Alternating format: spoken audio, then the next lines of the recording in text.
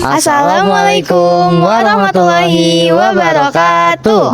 Shalom, Om Swastiastu, Namo Buddhaya, salam kebajikan dan salam sejahtera bagi kita semua. Sampurasun. Tampes. Halo wargi Karawang. Siapa yang kalau datang ke tempat bersejarah suka kepo sama tempat dan sejarahnya? Nah, betul banget tuh Teh. Kadang kita penasaran kayak ada apa aja sih di tempat tersebut. Oh iya ya Teh, kan bentar lagi bangsa Indonesia ini merayakan hari yang bersejarah nih, yaitu Hari Pahlawan. Nah, kita sebagai pelajar kira-kira harus ngapain ya untuk merayakan hari tersebut? Nah, pertanyaan yang bagus banget itu, Kang. Jadi, kita sebagai pelajar bisa banget nih datang ke tempat-tempat bersejarah. Biar apa sih? Jadi, kita itu ke tempat bersejarah biar bisa mencari informasi tentang sejarah, juga tokoh-tokoh yang telah berjasa, Kang. Gitu. Begitu ya Teh.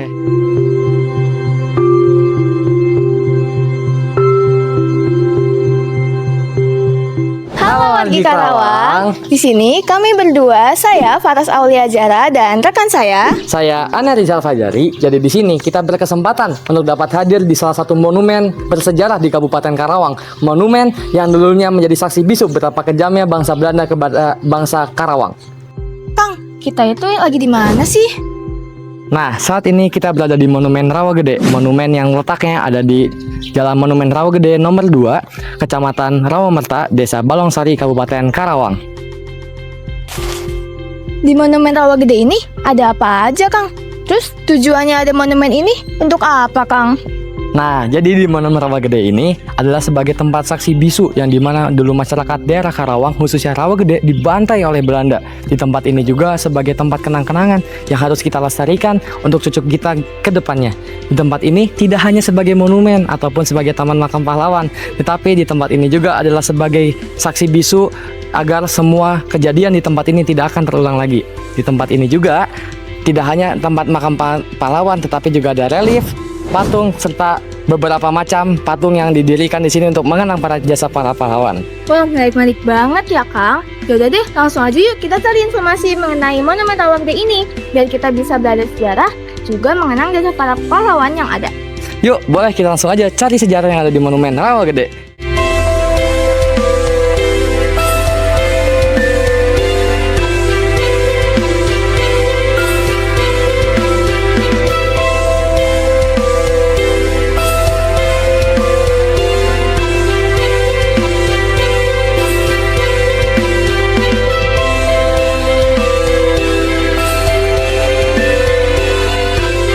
Nah, selanjutnya di sini ada patung yang menggambarkan sosok seorang ibu sedang memangku dua jenazah anaknya.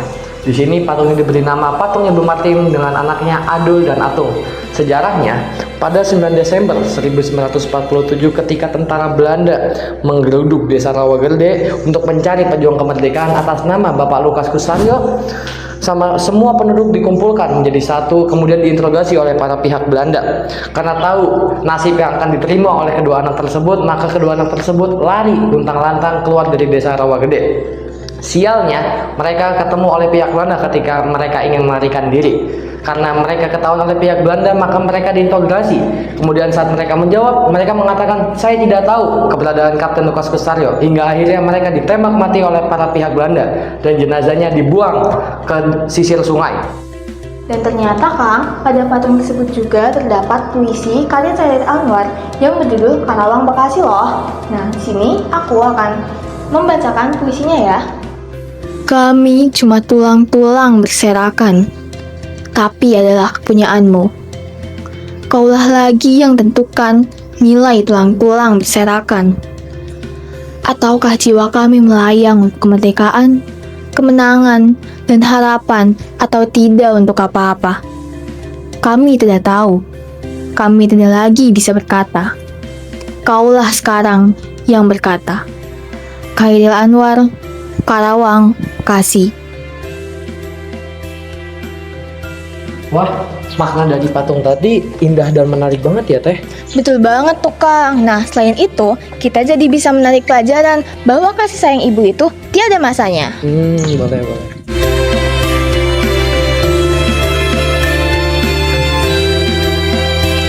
Jadi, monumen ini didirikan untuk mengenang tragedi yang terjadi pada tanggal 9 Desember tahun 1947, di mana, menurut cerita, pada hari itu pasukan Belanda melakukan operasi militer di desa Rawagede untuk mencari seorang tokoh bernama Lukas Kustario, yang dimana dia merupakan komandan pasukan Republik Indonesia, karena ia telah melakukan penyerangan kepada markas militer milik Belanda.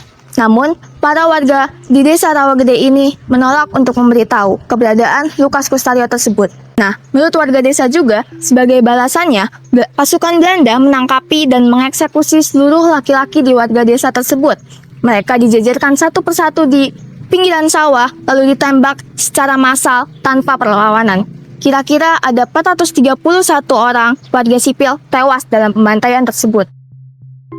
Peristiwa ini menjadi peristiwa terbesar yang ada di Kabupaten Karawang dan baru diakui oleh pemerintahan Belanda sekitar tahun 2011, disertai permintaan maaf dan kompensasi untuk keluarga korban.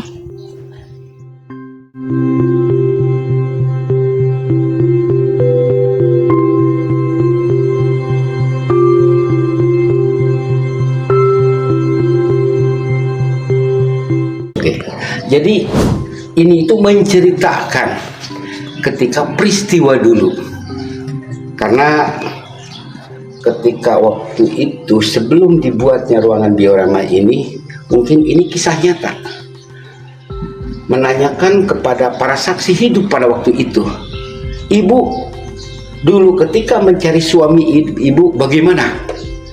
Udah gitu, kami mencari suami saya diketemukan sedang tergeletak, udah meninggal.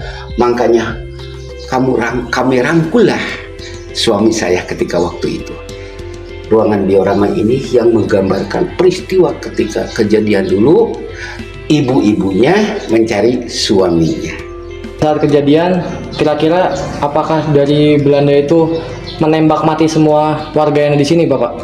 Kebetulan pada waktu itu kami ngoreksi, ingin menggali tahu tentang sejarah, semua dibantai, termasuk laki-laki. Kelihatan lari, bantai, tidur, eksekusi dan lain sebagainya. Itulah sedikit banyak cerita, mungkin semua mungkin yang Adi tadi katakan itu betul. Semua laki-laki yang ada di Rawagede itu dibantai semua.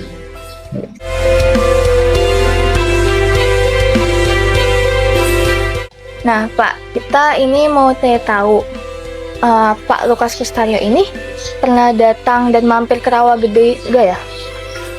Kebetulan, mungkin mohon maaf ya deh ya terlebih dahulu. Itu sepengetahuan Bapak ketika waktu 95 Pak Mayor Lukas datang ke desa kami. Ketika peletakan batu pertama bangunan monumen ini. Kedua, beliau datang ke sini ketika selesai pembangunan. Diadakannya peresmian, beliau juga datang. Ketiga, kalau tidak salah, beliau pada waktu itu ketika memperingati hari pembantaian di Rawagede ketika 9 Desember, beliau datang juga. Bahkan beliau pada waktu itu diberi kesempatan untuk sepatah kata. Itulah mungkin beliau setelah pada 9 Desember satu kali datang ke sini, hari peringatan tragedi Rawagede, beliau baru kata mungkin meninggal. Itulah mungkin kalau mempertanyakan masalah Pak Mayor Lukas pernah ke sini 3 kali dia ke sini. Peletakan batu pertama, peresmian monumen, dan memperingati hari pembantaian. Itu. Oke, terima kasih ya Bapak ya.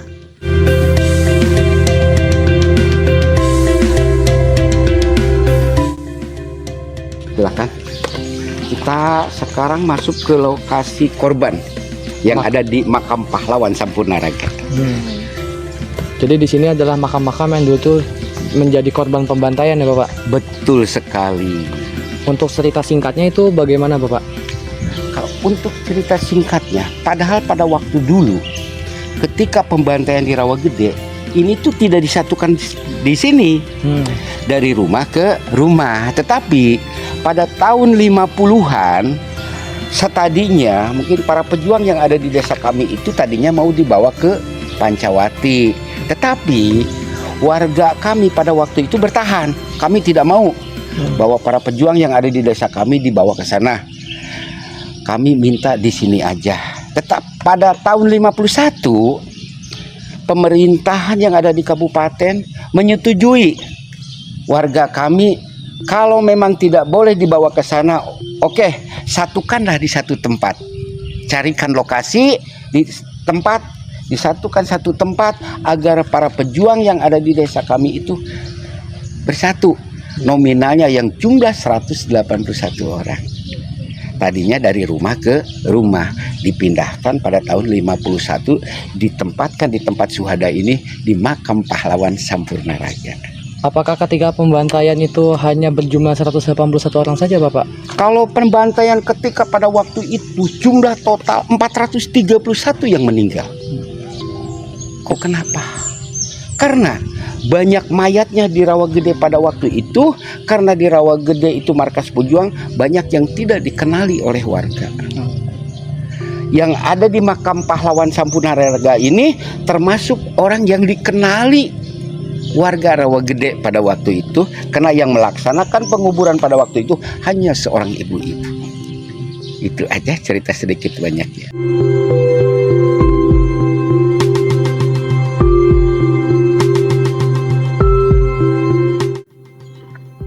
Sejarah memang bukan untuk diulang, melainkan untuk dikenang. Dan jadikanlah jasa pahlawan sebagai panutan dalam mempertahankan kemerdekaan.